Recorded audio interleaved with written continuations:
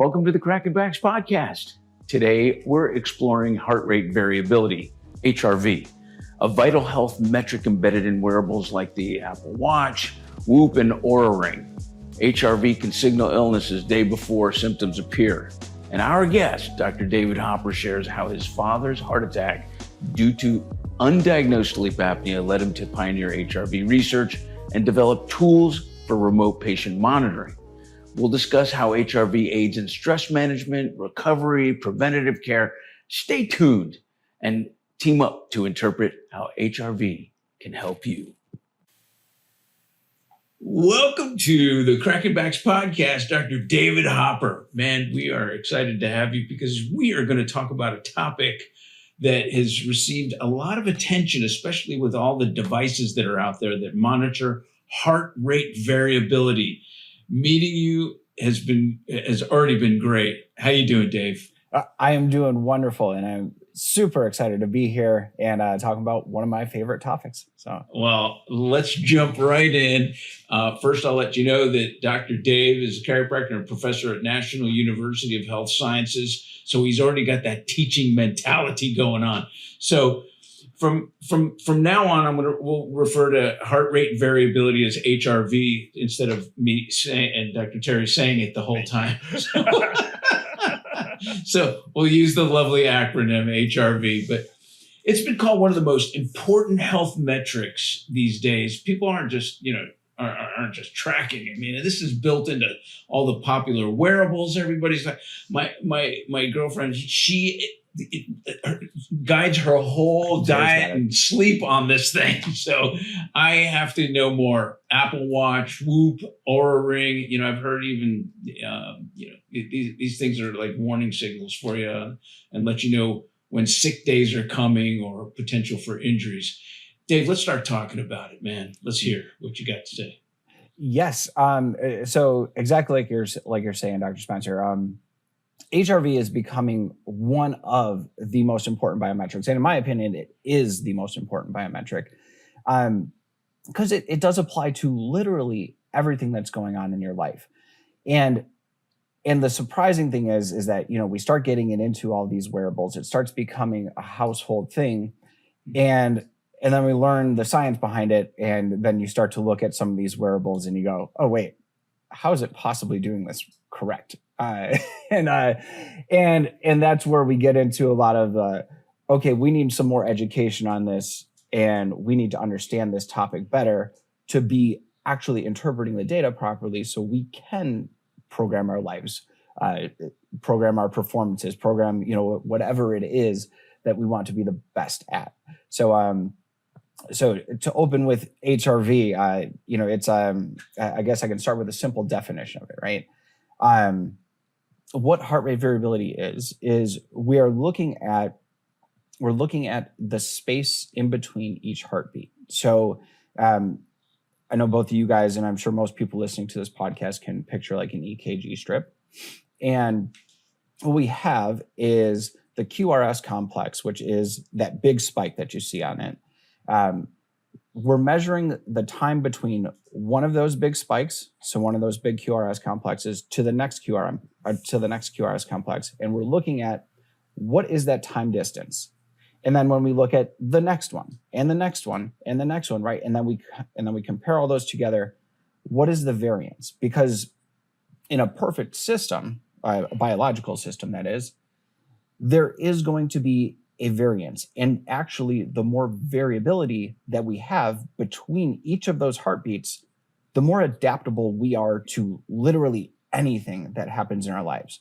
So when we talk about a stressor coming on, and we can think of acute stressors in any form, but the easiest one is, you see a bear in the woods, right? An acute stressor. When you have that high adaptability, your body can shift gears very quickly and efficiently, and you can have a really good response, and then you can shift back, right? Whereas somebody with a lower HRV may not have as efficient of a response, right? And granted, in the case of getting away from a bear, I hope that we would all be able to do something appropriate. But when we get into things like illnesses, right? Like some kind of bug that our body gets introduced to. That's going to be, okay, somebody with a higher HRV is actually less likely to have a negative outcome from that. Whereas somebody with a lower HRV is a lot more likely to be exposed to the same thing, and their nervous system doesn't have that adaptability, and therefore we see a negative response. So, sorry, I get really excited about HRV. So sorry if I jumped to a few different places there, but I do have a question though. I would love to know, just clearly. Sometimes I get confused on, is the higher the number, like, when I see what the results on a iPhone or a smartphone of what the Oura Ring has translated to, that does the higher number mean you're better, or the lower number mean you're going to get sick? I'm always confused on which is the range. So with heart rate variability, and that's where a lot of confusion comes in, is I'll be talking to somebody and I will say, oh yeah, I do a lot of work with HRV. Are you familiar with HRV? And people will say, yes. And then we'll start talking and I realize that they're just talking about heart rate, and they've, just tossed out the V. So we're missing the variability. And when you're talking about heart rate, yes, typically a lower heart rate is going to be better. But with HRV, it's actually the opposite. So a higher HRV is what we want. And that's what that's representing is not only our adaptability, but specifically our vagal tone. So how strong our parasympathetic nervous system is, and specifically the vagus nerve, which of course is, makes up the majority of our parasympathetic nervous system. So when we see a higher number, that's saying a higher vagal tone and a better outcome. Okay. I hope you're okay with what I'm going to ask you next. And that is, and Dr. Terry, we've had so many so many guests on that we've interviewed that their genius has come out of a crisis. Mm-hmm. So if you don't mind, I know that there was a family crisis that happened. Your father had suffered a heart attack that ultimately linked into an undiagnosed sleep apnea. Now, I understand that pushed you to learn more. Could you share the genesis of that whole, interest? Yes, absolutely. So I've done a lot with airway and sleep apnea work as well. And as you said, yeah, that started when I was, 19, 20. My father had a heart attack, and as you said, right, we found out it was undiagnosed obstructive sleep apnea, and I dove into the research about all of that, and that's where we got into a lot of oral exercises, a lot of pharyngeal exercises, that kind of stuff, to help with sleep apnea in a natural way, which is actually extremely effective. But one of those things that also came out of that was HRV. And I had heard of this term before, but I never really looked at it. And what we find with something like that is that HRV is predictive of really everything. In fact, it's directly associated with 9 of the top 10 killers. And the only thing being, accidents. And I like to say, I really like to argue that, and that's because HRV is directly associated with reaction time. So you're a lot less likely to have accidents with a higher reaction time, right?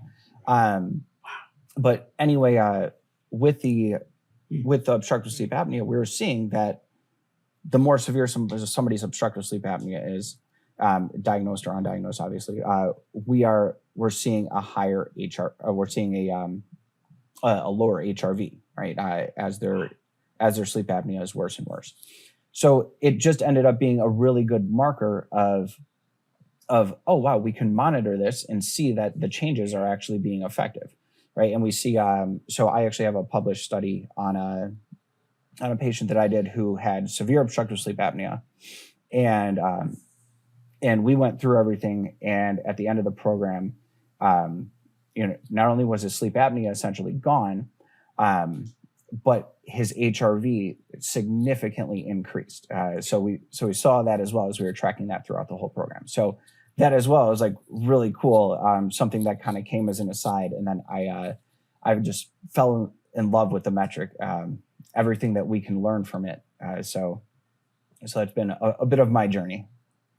So any other, I first of all, I love the idea of how an HRV can influence reaction time, or a higher HRV, because now we're talking, we got, Dr. Terry and I work with a lot of athletes, and reaction time is everything. And we can't, some of these guys, they stay out all night, they party, they drink, so would that influence HRV? Yes. A little bit, maybe.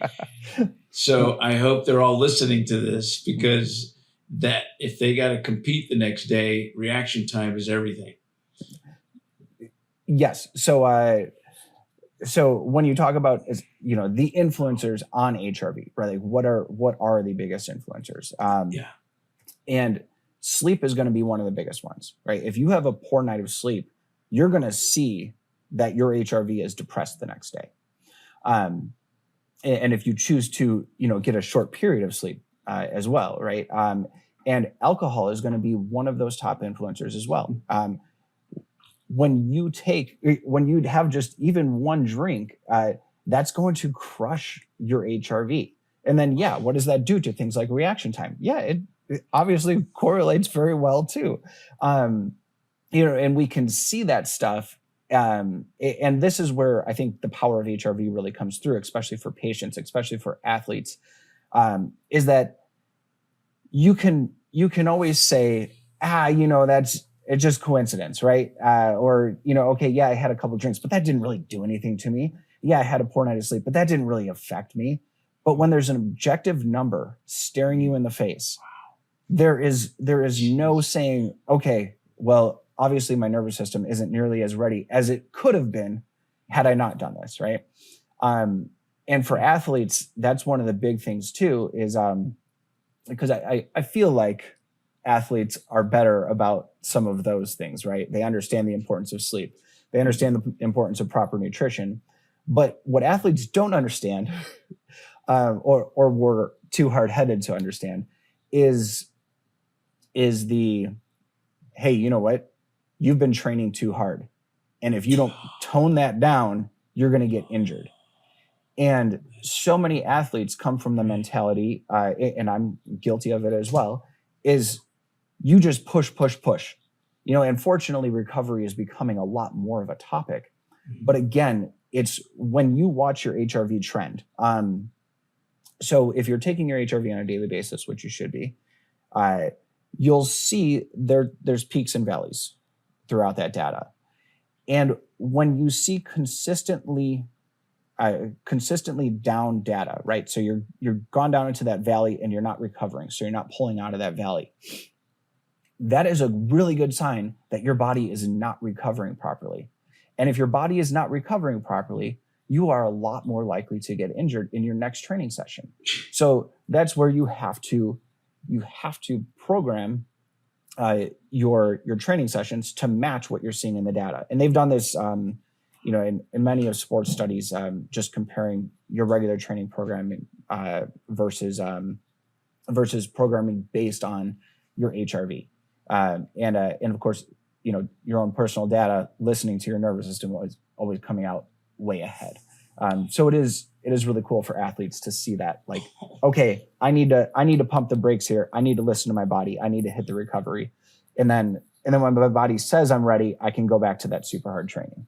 Hey doc, I got no worries. I got to inject something, because when I first got this, I have the Oura Ring. When I first got that, somebody had mentioned, that alcohol can affect it. And I was like, your HRV, and I was really curious. So of course I had to do a diagnostic test, a scientific study. So he has whiskey nights at his house. Yeah, right. So I put the Oura Ring on, opened up my app, and I took a sip of whiskey. I swear to God, within a half a second, my app flashed at me a red warning signal that my body was under stress. And I didn't believe that it was that fast. So I had to retest it. Of course, I retested it throughout the whole night, but I had to retest it. Every time I took a sip, within a millisecond, the app would flash at me. No. Now, most people don't have their app open when they're drinking. So, but it was so fascinating that it affected that quickly. And then the next day I looked at my HRV and it was dramatically changed. So I think if people do have that app open while they're partying, they might stop partying, or they might be like me and keep retesting. But they all in the name of research. All in the name of research. It's always research. But it was fascinating. So I'm really liking this topic, especially with athletes and people that are sick, because it was technology. It was so immediate. And it was like flashing red at your body's stress. And I was like, I was shocked. Interesting.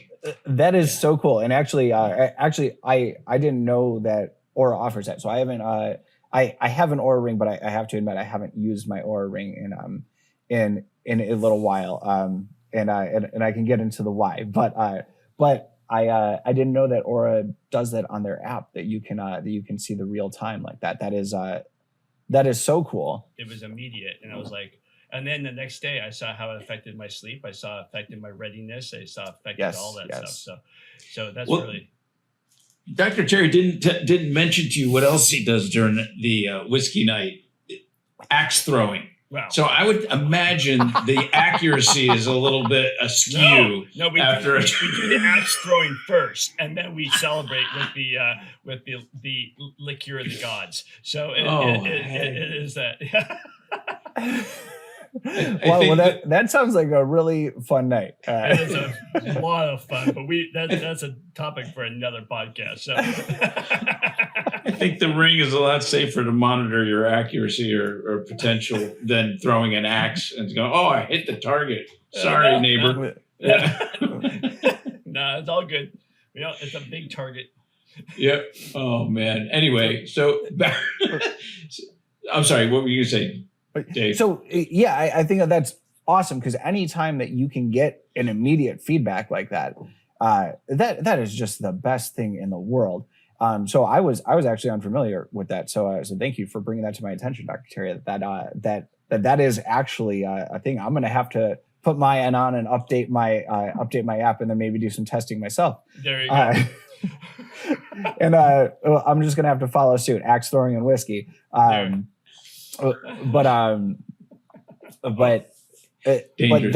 that objective number like that, there's just no denying, right? You can't argue with that. So it's so cool. But awesome that you get that immediate feedback. And that's where I think, just for the average person too, and granted this applies to athletes and anybody else, but just watching yourself as you are taking on stressors in life, because we all get into those same trends where we go, okay, yeah, I had to stay up a little bit late, but whatever. And then, okay, this happened at work, but whatever. And, now this is going on, and, now I kind of got a short fuse. So now I'm fighting with my wife, but whatever. Right. And you just keep stacking these things on. And I like to think of these things as, I call them life metrics. I like to think of them as like individual bricks, and each of these little bricks that like you're stacking onto your pile, you're becoming less, and your ability to react is becoming less and less and less, right? So we can think about that stacking onto our nervous system. And then, oh my gosh, the common cold, you just have the virus is introduced, right? And wow, now this opportunistic bug can actually take over your system because your ability to fend that off is significantly decreased, right? When if you had been looking at your HRV, what you would have seen is that, okay, you lost that sleep. You were a little bit down, right? And then this happened at work, and that brought you a little bit down. And now you're arguing with your wife, and that brought you down a little bit further, right? And then what you could have done is, well, you could have focused on rest. You could have done some extra supplementation. You could have done some extra hydration, maybe some meditation, something like that, to bring your nervous system back up to a higher function, right? To help lift off some of those bricks, those life metrics, as I call them. And then maybe when that cold virus came around, your body would have been able to fend it off, right? Rather than sitting in this place where now all of a sudden I have this here, and now I'm sick, and now I'm taking 3 or 4 days out of life because I chose to ignore what my body was trying to tell me, right? So it's a very easy thing to follow. And honestly, the data is very straightforward. Like once you teach somebody what to look at, it's very straightforward on how to follow it, right? We're depressed for 2-3 days. We better really focus on recovery. We're on an uptrend. Let's push it, right? Let's go hard. So, we can look at it that simple, or we can get really complex with it. But yes.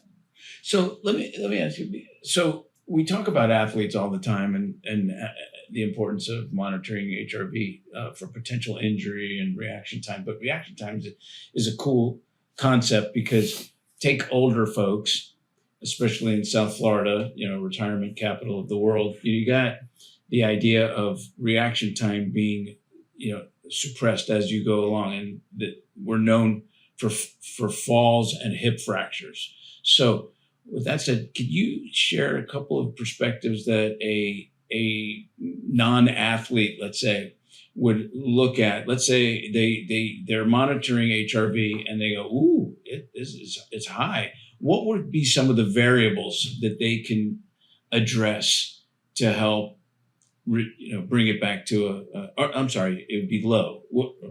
Yes. You got it right. It would be low. Yeah, yes. Yeah. What would be some of the variables that? What would all the variables be that they could look at to help and or what's affecting them? Yes, absolutely. So I always say with anything, go back to the basics, right? Before we get into supplements, before we get into, red light, before we get into, whatever it is, Nice. Always cover the basics. Always cover the basics first, because those have the biggest impact and they're free and easy. Well, maybe not easy, right? Especially when it comes to, changing your diet or something like that, right? But they're free. So things like getting more sleep is going to be the biggest positive impact. But breathing properly is maybe the largest impact, and that's going to affect your sleep. So checking on things like that, right? As so again, back to that sleep apnea world, right? As we age, our muscle tone starts to decrease. Not yours, Spencer, but but most people, as you age, your muscle tone will start to decrease a bit, and that's everywhere, right? So that's the airway as well. So if you start to, if we start to notice that somebody is having more breathing problems, well, that's a moment to moment something that is affecting you in a negative way. So we can look at something like that. Then we want to look at their sleep. Then we do want to cover simple things like, are you moving every day? What's your diet look like, right? Are you eating a lot of foods that are causing inflammation for you, right? Or are you focusing on things that are only going to impact your health in a positive way? How about hydration, right? Another huge impact. You can have a low HRV and you can go and chug some water and go back and retake your HRV and it'll actually be higher, right? So those things are some of the biggest influencers, right? And Can then I ask you? Yeah, please. I wanted to ask you. You mentioned breathing right. Yes. I'm sure our listeners don't all know what breathing right looks like. What does that mean to you? Yes, great question. So if you're breathing properly, right, what we should only be using our nose. I teach nasal physiology. That's a part of my coursework that I teach. Did you guys know that the filtration power of our nose is pretty much the exact same as an N95 mask? No way. Isn't that crazy? Really? We filter down to within I believe it's nanometers. The particle size that we filter down to is pretty much the exact same as an N95 mask if you breathe through your nose. So that's huge, right? How cool is that? Yes, right. I'm just so amazed with our bodies. But nasal breathing would be number one, right? We only want to be breathing through our nose, not through our mouth. So that's number one. Number two is the position of your tongue. So your tongue should be up in the roof of your mouth. So if this is your palate here, right, your tongue should be pressed up against the roof of your mouth. And then we're talking about posture, right? We're chiropractors. We have to talk about posture. But your oral posture, your lingual posture. So that's lingual posture, your tongue being up, oral posture, that your lips should be together. And then good job straightening up there. Hey, I know. I realized I was slouching. and then the position of our heads. And then we look at our posture globally as well, right? If we are broken down, if we are leaning forward, if we're slouched forward, like most people are either on a phone or on a computer, that's going to break down how well your diaphragm can function as well. So then you think, okay, well, now my diaphragm can't pull all the way up and down. So instead of that, now my scalenes are going to contract. So that's the muscles up here in your neck, right? They're going to pull up so that I can breathe through this part of my lung because I can't access the lower part of my lung. And now this becomes my habit, right? And as we all fall forward, we start to go. And that is very inflammatory for your body versus this, which is great for your body, right? And so many of us don't even realize that we're doing that with the simple thing of breathing, right? Because you go, how can I be breathing wrong? But I'm sure a lot of people who just listened to that thought, oh shit, that's me. Yeah. Oh yeah. So during the pandemic, it affected so many ways because people wore an N95 mask over their nose, which you're saying Yes. they probably shouldn't have done that, and they're bent over the computer, restricting their airway. So the health pandemic was actually probably way worse because we're now restricting airways both at the nose with the mask and with our posture. Yes, indeed. Wow. Wow. One of the many things that probably amplified those effects. But yes, and that's what I always say. I'm like, man, could you imagine what if instead of wear a mask, everybody was going around saying, breathe through your nose? Right. Imagine the power that would have given back to people and how differently we would have felt about how in control we are of our own health, right? Because that's ultimately what it does come down to, right? We are in control of our own health. And when we see how powerful our body is with this, right, we're like, oh, wow. So.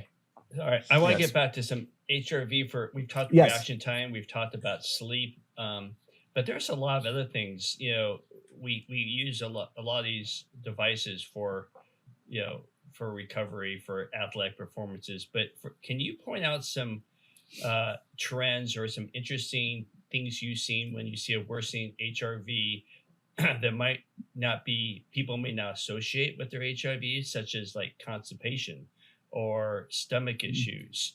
Have you had cases in HRV data where you've caught a hidden problem that otherwise somebody would just blown by? So what's cool about HRV is it will open up a bigger conversation with the patient, right? So like you're saying, Dr. Terry, right?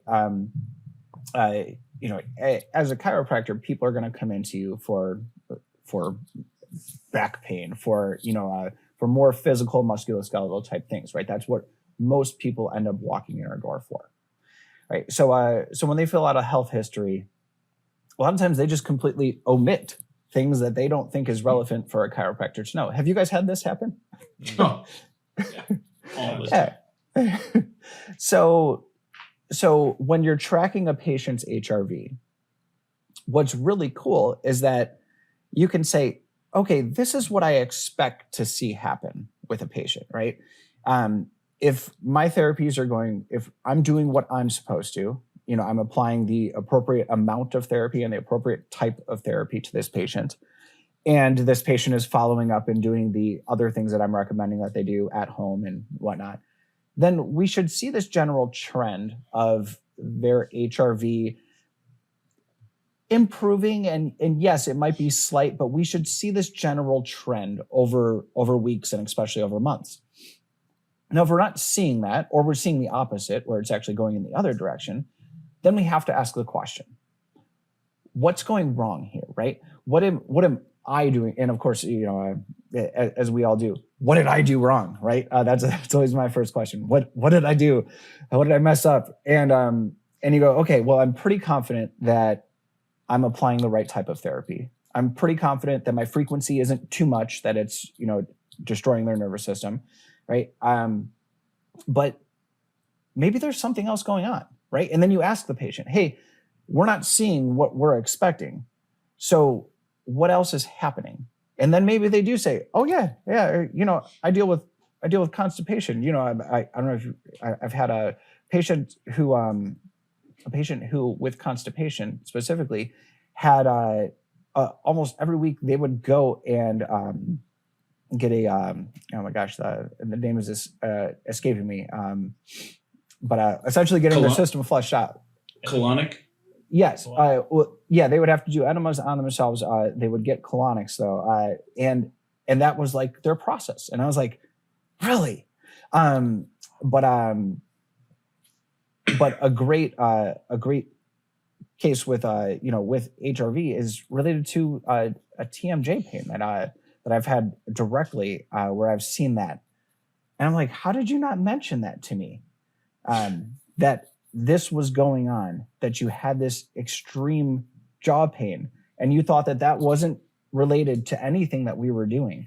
And as soon as we started focusing on that, then we started to see, okay, now we're getting the resolution that we want to see in the HRV. Right now we're seeing the HRV trend start to come back up.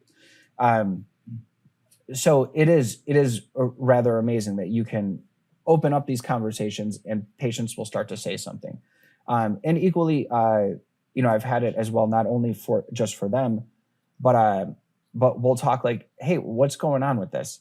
And they'll say, yeah, well, my bed partner is a really big snorer, so I end up moving to the couch a lot of nights because my sleep gets disturbed. And then go, okay, well, that might not be you, but that's a huge health problem for your bed partner, and it's affecting your health. So we need to look at this, right? We need to really dig into this. And again, it's a situation like for my own father, where it's like, I didn't even realize that was a problem. I thought snoring was normal. I thought it was a sign of good sleep. Yes, it does open up that conversation to where you can get into things that a patient might not have brought to your attention, and may have seemed disconnected from what you were doing, but their nervous system is still reacting to it regardless, right? And that's what we're seeing with the HRV. You brought up people have to understand you're not only a clinician, but you're a researcher, and you brought up some great things that most people have misconceptions of HRV. I mean, Spencer and I will tell you, we probably see daily people wearing Whoops, Oura Rings, Apple Watches. And when you ask them, do you even know what those are for? They wear them either as a fashion statement or because a trainer told them to wear it, and they have no idea how to read it, or they look at their heart rate, or they look at how many steps they did. And so can you talk about some more and clear up some more things that the people that are wearing these devices, that drives you crazy out of the misconceptions and understandings, but can you get a little deeper of how people can really access and use these devices and not think of them just as a fashion statement? Yes, indeed. Pardon me. So it is becoming like a thing where it's cool to wear. And it's great that there's there's starting to become a focus on it. And even if a recovery score isn't really based on much great data, it's still bringing in sleep. It's still bringing in heart rate. And it's like, okay, we're looking at the right kind of things, right? And that's cool that we're starting to see that. But yes, like you said, most people don't even know which direction their heart rate should be going, right? And a big thing, like my own wife, for example, she was saying that it would benefit her to see all of this stuff, and she's like, do you think I should get one of those, like the Whoop or the Oura? And I'm like, well, there's two parts to it. One is wearing it and collecting the data, and the other part is actually looking at the data. And I think that's another piece that a lot of people just don't even do. They just don't even log into the app to see what it is, because they'll just go, I feel okay, whatever. So with some of that data, though, what is being collected? If it's heart rate data, it's fairly accurate. When it comes to HRV data, some of it is not the best, and that's where it gets a little cloudy on how it's being collected. And we can get specific with that too. The absolute best way to collect HRV data is first thing in the morning. You wake up, you sit up, use the restroom if needed, but you sit up and you take a 3-minute HRV reading quietly in that seated position. Okay. That is the absolute best way, the most validated way for short-term readings to be done. Most people are using something like an Oura or a Whoop, where it is doing it without your knowledge, right? It's doing it while you're sleeping. And here's something really funny that I find kind of ironic. The science advisor for Oura actually said in his own personal blog, which I read all the time, he said, overnight collection of HRV data is not nearly as accurate as morning readings. And he goes, he goes on to say, about how he told Oura that this is the case, but they chose to ignore him. And I see both sides of the coin, right? You see both sides of the coin. One is that most people aren't going to sit up first thing in the morning and get their data, right? So overnight might be the best option because it's most realistic for most people, right? But if we really want really good, really actionable data, then we should be doing that, right? First thing in the morning, sit up, 3 minutes of silence. Okay, now you can go on and start your day. You have a very accurate read of where you're at. Oura is great though for measuring sleep. Whoop is okay for measuring sleep as well. I don't know that it's as good as an Oura.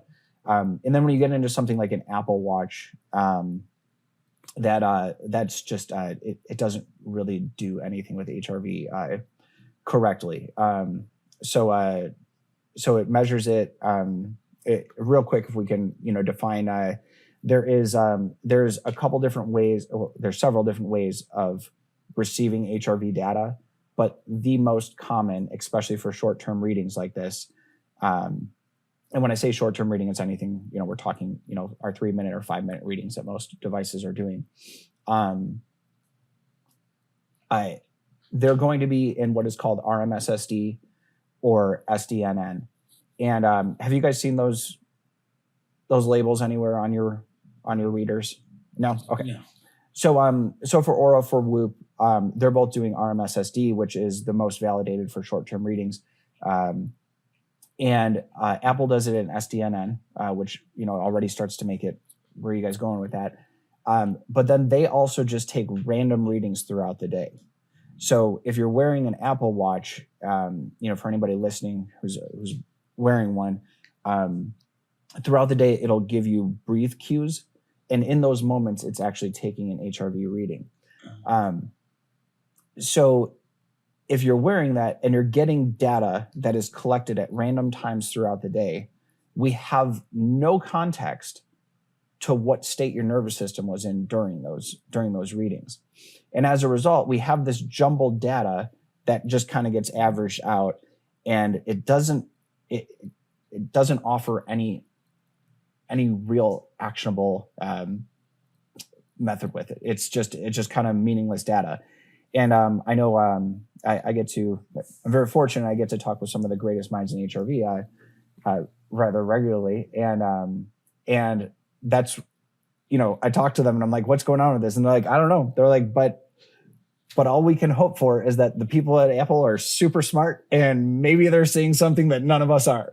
So, that's the hope, but they obviously don't push that as a metric. They're obviously not doing anything major with it, but that's where it's at. Hey, So Doc, I want to interject on some. I think a lot of people, they buy these devices, they put it on, and that's it. But I've noticed that, I don't know if it's AI, because I'm always updating firmware. I think AI is getting smarter, but you have to teach it how you work. And so like it will say, what did you just do? And if you're not following that on a daily basis, it almost learns how you operate, because it's now got to the point where I would go skiing and would go, what activity did you just do? And I go, I went snow skiing. And then what activity did you just do? I went mountain biking, went hiking, I went walking. And now it's at the point where it looks like you just went skiing for 40 minutes. Looks like you just went mountain biking for 30 minutes. Now it looks like you just did this. And I think what people don't realize, you have to put in data and then the AI can actually learn stuff. Do you see this getting better and better with updates of firmware and AI introduction into society, that it'll get to the point where as long as you're updating things, it'll get more and more accurate? I would hope so. And yes, things like that are just so amazing where it can actually predict. And I'm guessing, Dr. Terry, that it is correct most of the time when it says, did you just do? Okay. Yeah. And without a doubt, as it learns your body, your routine, each day, yes, it can get, I would hope that it will continue to go in a positive direction to where it can say, all right, Dr. Terry is off to do his workout at this time of the day. And maybe it can even get into a queue where it would say, hey, Dr. Terry, you're going to lift weights today. Based on your health data, we'd recommend X, Y, and Z. And I know that some of the health scores are already doing that, but it could possibly do it a lot more accurate as it learns your body and what you do each day. So yes, without a doubt, I would hope that only gets better and better. Well, I think people have to understand that they have to use and enter their data and not just expect it to learn without their input. Yes. And that's so going back to just like what I said about my wife, who hopefully doesn't listen to this after but that's if you're not even looking at the data, it's useless. And as you're saying too, if you're not telling it what you're doing in addition, it really will never get that great. And in addition to that, right, we like to say with HRV readings, context is absolutely everything. So like we said, when you do a reading, morning time is best. And the reason why morning time is best is because that is about the only time where your nervous system will be in the exact same place every single day, right? Because once you go ahead and start your day, you look at social media, you check your emails, you interact with your spouse, your kids, your dog, you go to work, you drive, interact with other drivers on the highway, whatever it is, you interact with coworkers. All of this stuff is pushing your nervous system up and down, right? It's charging you, it's taking from you. It's charging from you, it's taking from you. Each of these events throughout the day. The only time where you are, where your battery is fully reset, right? Where you're at your true spot is first thing in the morning, right when you wake up. Because from there, everything is going to play into a change in your HRV. So that's why we want to see that. And unfortunately, during the night, sleep is just not accurate enough at this point. You actually need a bit of a sympathetic stressor, which is just waking up and actually sitting upright. is enough of a stressor to actually give you a more accurate read of your nervous system. I have a very elementary question. Yes. And that is something that I've always contended with as being an issue. How does a device like an Oura Ring or an Apple Watch pick up such vital information from your finger? And or if you're not wearing the Apple Watch correctly, how is it like? What is it seeing in your skin that's determining your heart rate? So that is, so it's measuring what is called a pulse wave. So it's not actually measuring your heart rate. So if you have something strapped to your chest, like if you have an EKG on, right, or if you have like a polar heart rate monitor, right, that's measuring true electrical activity from your heart, right? But yeah, when you get out to an extremity and you have something on your finger, you have something on your wrist, your forearm, whatever it may be, that is using what is called a PPG. So it's photoplasmography. And those sensors, what they do is they are going to shoot light into your skin. So if you look at, if you look at your Oura Ring, if you look at, any of your watches, your bands, they're always shining a green light typically into your skin. And what we're looking at is that light is shining in and how quickly that light is reflected back. So we're looking at how much light is getting absorbed versus how much light is reflecting back. And that will determine that pulse wave, right? Because once we get down here, it's no longer truly your heart rate, but it's the pulse wave that's going through, that arterial bed, whatever it may be. And then from that, it is giving a very accurate prediction of what your heart rate is. And then if we go backwards from there, right, we can assume that most people, their heart rate is being derived from their sinoatrial node.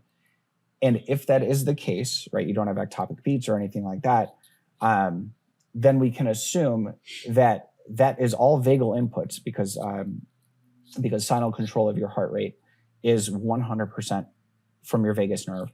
So from there, we can make very accurate predictions about how well your vagus nerve is doing on influencing your heart rate, and hence we're getting vagal tone out of that. So we just dove really deep down there and came out. No, I needed to hear that. That's cool. We have another elementary question. If you're in South Florida and it's hot out, you're going to have more, if this is registering at your extremities, and then you go to the polar ice caps, you go to the snow, and now you're really cold, won't that affect this HRV? And what about people that have circulation like diabetes, that have cold hands and cold feet? Are they going to get accuracy readings on this as well? Great question. So yes, you are 100% right. If you have something going on in the extremities where blood flow may be poor to the extremities, then that invalidates those measurements. You can't use a PPG sensor at your fingers, for example. And even your wrist may be questionable. If you're within normal temperatures and I say normal, right, are normal for most of us temperatures, or at least something that your body has adapted to well, then you're probably fine, right? It's but yes, if you do have some kind of ailment that affects the blood flow, or you go from where Dr. Spencer is to a polar ice cap, right? It's going to look really different for him while his body adjusts. But yeah, for people like that, like you're saying with diabetes, for example, it may be the most accurate place might be they need to use a polar sensor to do that, directly from their chest. That might be the only way to get a proper measurement. They do earlobe sensors as well, which are fairly accurate too, even for people like that. Fascinating. That is cool. Thank you, because I didn't realize that had such a deeper answer to the question. I appreciate that.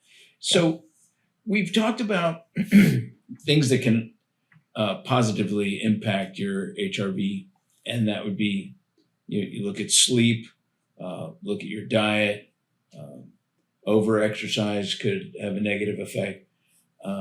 What are some other things that maybe, other than obviously drinking shots of tequila or whiskey, what are some other things that would have an effect, positive and negative, that you might look for when a patient comes in with a series of readings? Yeah, absolutely. So supplementation, it's really, you can test a lot of supplements with HRV, which is really cool. But things like fish oils, we know, you can see a positive impact when, over, I forget the exact time period, but we can see a positive impact on HRV just from, something like a fish oil. I've had the same with nitric oxide supplements. And these are things that, there's actually data on. And you can go crazy with that, with testing these kinds of things. And equally, you can go in the opposite direction with hey, is sugar really all that bad for me? Right. Well, let's see what happens to your body. And you can do it with, a workout session too, right? Just based on how quickly your HRV recovers after and what it looks like the next day. So we can capture and test almost anything by doing that. Where's your HRV? Where's your HRV trending? What's it look like? What if we take it right before whatever event, and then we take it immediately after, and then we start looking at it 30 minutes, 60 minutes, 90 minutes, and we see how that HRV recovery actually is. That can give us a lot of information on just about anything that we want. But yeah, that's a very easy way to go with it. That's great. I didn't realize that, like what Dr. Terry was saying, that you could get an immediate response if you have the app up. I've always witnessed,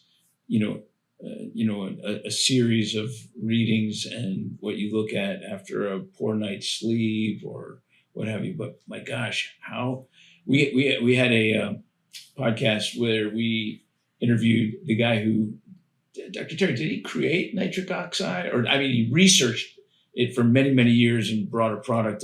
I have some in my cat. I would love to see if that nitric oxide has an effect on HRV like that almost immediately. That would be, because I've always wondered, supplements, are they helping or without doing a whole blood test and everything? That would be really super cool. Yeah. So, go ahead. What were you saying? Oh, I was going to say, yes, I've had several patients who, obviously they get very into HRV as a result of being around me. And they've gone and, they've said, oh my gosh, I started taking this supplement 2 weeks ago and look what happened. It's the only change that I've made. Right. And they'll go, no way. Like, that's really amazing. So, we can easily say that's a simple, yes, that was HRV, or I'm sorry. Yes, it was that supplement. And really quick too. So similar thread from there is, a guy that I work with, and he's at Optimal HRV, and him and I were talking, and he does work in the psychology realm, right? And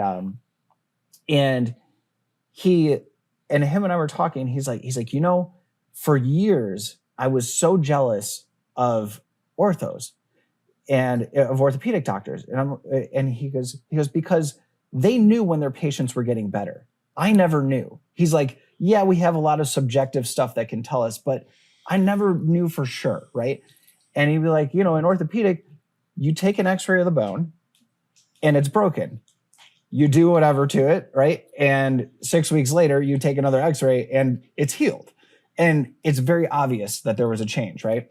And he goes, HRV became my x-ray, right? HRV became that for me for mental health, in that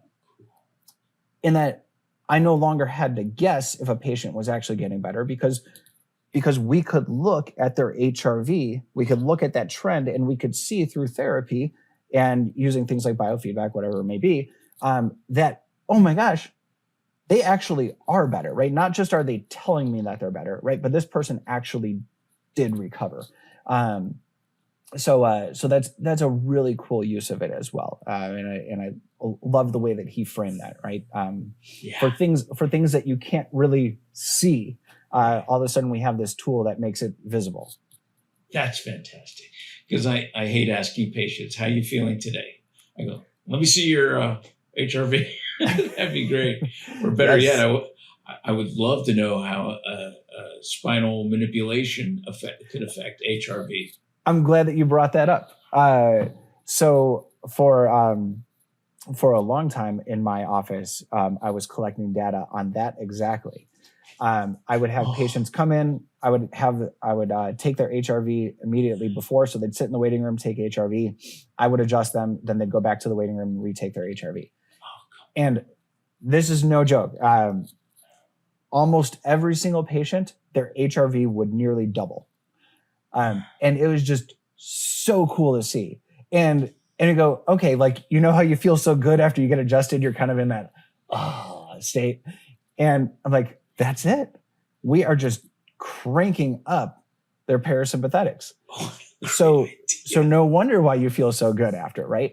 And that was so cool to see. And granted, there is other studies out there on like blood pressure, you know, and chiropractic adjustments where it shows essentially the same thing, right? The same thing where we're affecting the autonomic nervous system, but you know, it's not looking directly at this. So it was really cool to see. And I don't know, maybe one day I'll actually do something with that and with that data and maybe publish it or something. But I will harass you until you do, because I think that is huge information. That would be cool. What a great way to objectively monitor what you're doing is effective. Gosh darn it.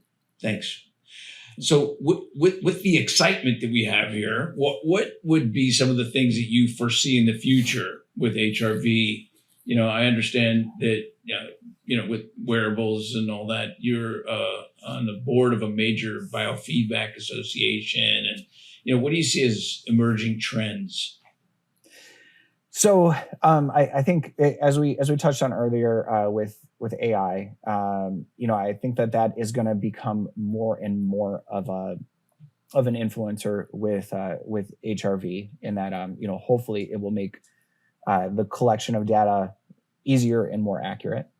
That would be one major thing. But I think also you know, opening people's eyes to the power of not only tracking HRV on a regular basis, but the power of HRV as a health metric. You know, there's studies and beginning to be a push out there that your primary care physician shouldn't be collecting things like cholesterol, like blood pressure, like any of those, as much as they should be paying attention to HRV, because it is so much more accurate of a health predictor for longevity than is these other biometrics that we've been collecting. So I would hope that healthcare as a whole is moving in that direction. And you know, unfortunately, I think pharmaceutical industry has a bit of an influence on what metrics your PCP is going to measure, right? But that's, you know, that would be really cool to see that start to change and look at that as a power. The other thing would be with biofeedback in itself. So using HRV and HRV biofeedback as a recovery tool. And that is one that is deeply in psychology and not really in too many other places. It's getting into sports with sports psychologists, but using that, a particular breathing pattern, a particular breathing method to influence recovery, you know, to influence reaction time, to influence all of these things that we know about HRV, that you can change that just simply by doing a particular breathing pattern, following a metronome. The power that has, because it's not talked about enough. I have one quick question. If people listening don't have a Apple Watch, I mean, some of these are very expensive, some are cheaper. Can you give us just a really quick way for somebody that can get into this HRV where it's somewhat inexpensive that they can start listening? Yes, absolutely. So most devices are rather expensive, and even like the, not so great ones are still pretty expensive. I work with a group. Are you guys okay if I mention names? Yeah. Okay. So I work with a company, Optimal HRV, and that was the whole push, was how can we make this more affordable for people? And the initial device that we came out with was under $50. It was the first really high quality device that was not all that expensive, that was realistic for the average person. And we just upgraded to a higher quality device, and I want to say that one's like $60. So again, not a huge ask, but what it came down to is we were a group of people who are concerned about helping people more than we were about profits. So we were like, well, if we can get them at this cost, why don't we just turn around and sell them to people at so much cheaper, right? We don't have to make a killing on these things. Nice. So that device I can highly recommend.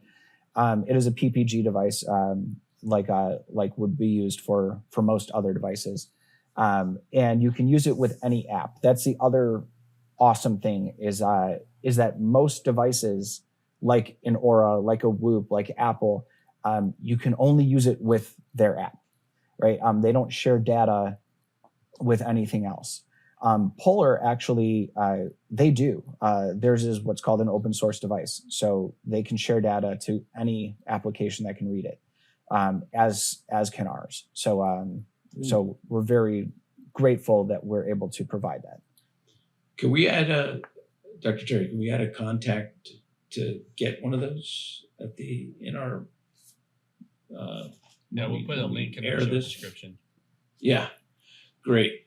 All right, Dr. Dave, we're entering our favorite part of our podcast. It might be a little scary for you. You're going to have to think on your feet quick. It's the rapid fire questions. It tends to have nothing to do with what we just talked about, but it's all about you.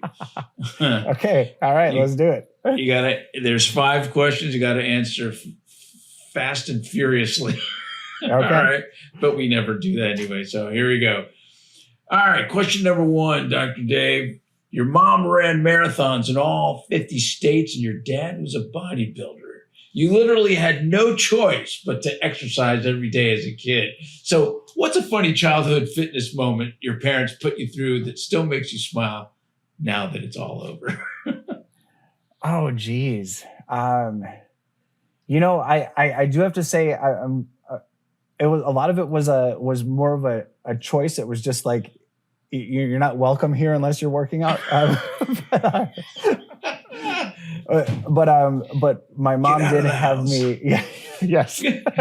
My mom did have me run a smaller race with her one time. I think it was like a 10-mile race, and it was very important to me that I won first place because that was and I literally, as I crossed the finish line in that race, I puked everywhere, and I mean it was uncontrollable. But I knew that if I pushed really hard, I could cross the finish line first. And that last, whatever it was, 1/8 of a mile, killed me in every single way. But I knew that I would never live that down with the way that I was brought up if I let somebody else win.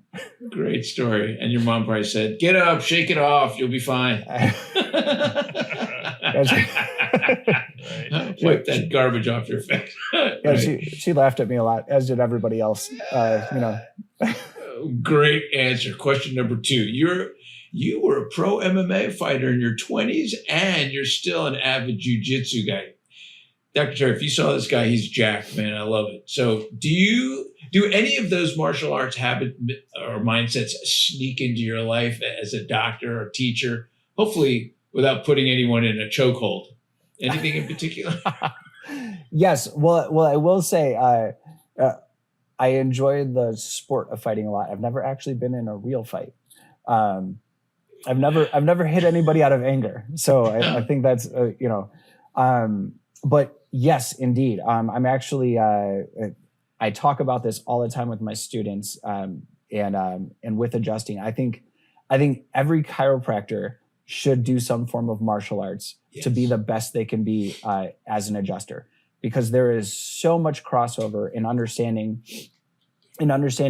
where the end play is for joints, how a patient feels when they're relaxed versus not, right? And when they're just holding on just a little bit, and how to distract somebody just right? And so understanding your own body to the highest level is what martial arts teaches you, but also it teaches you how you interact with other people's bodies, right? At that highest level. So I think martial arts is crucial for us healthcare practitioners that are putting our hands on our patients all the time. I think there's so much crossover there, and just the mindset of it all. That may be the coolest answer I've ever heard in 3 years, because it has everything to do with right. Don't say it. You need to be a black belt, 10th degree at adjusting. That's what I tell all my interns. I don't care what you do, but that's cool. I love that. Yeah. You know what? I'm going Question back to the number trenches. Yeah. Question number 3. Outside the clinic, you're also a husband and a dad. What's something your family sees every day? A quirky habit, a hobby, a hidden talent that would totally surprise your patients or students if they knew. Oh, there's so many. I'm trying to come up with one that's appropriate to share. That's awesome. I have a really weird habit of popping a headstand just about all the time in interesting places. A lot because it just makes my kids giggle. That's quite a bit. great, So, man. yeah. Headstands. All right. I'm sure you have photographs of odd locations that you do a headstand in. Yes. Yeah. Yes. I love it. All right. Question number 4. You once wrote that you were thankful for my simple miracles every day. Even tagged chickens and eggs in that post. What's one little everyday miracle in your life that never fails to brighten your mood, no matter how busy that day gets? Honestly, that's simple as a father. Your kids. It's one of those.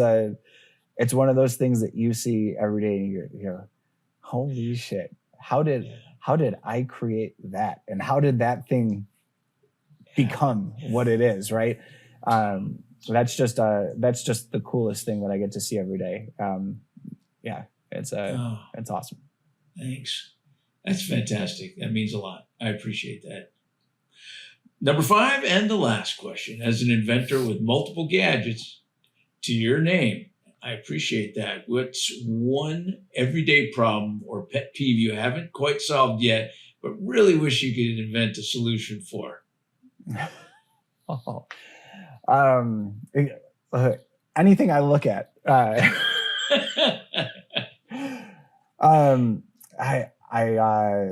wish there was a gadget that could help me figure out what I should and shouldn't say to my wife. Oh my God, I'd buy it. Because I am clueless.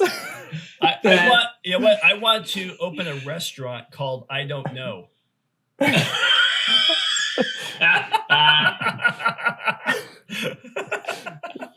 Yes. Oh my God, that's the best. But that's not an acceptable answer, Dr. Terry.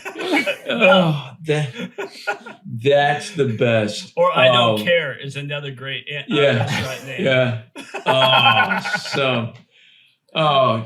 Dr. David Hopper, I'll tell you, man, this has been a pleasure. I was so glad to meet you that day that this evolved into a program like this. Thank you so much for imparting such fantastic, usable, practical knowledge to our listeners. Yes, absolutely. And thank you guys so much. I appreciate everybody listening. I greatly appreciate you guys inviting me on. It's great. Have a good day, bud. Thank you for listening to today's episode of the Crackin Backs Podcast. We hope you enjoyed it. Make sure you follow us on Instagram at Crackin Backs Podcast. Catch new episodes every Monday. See you next time.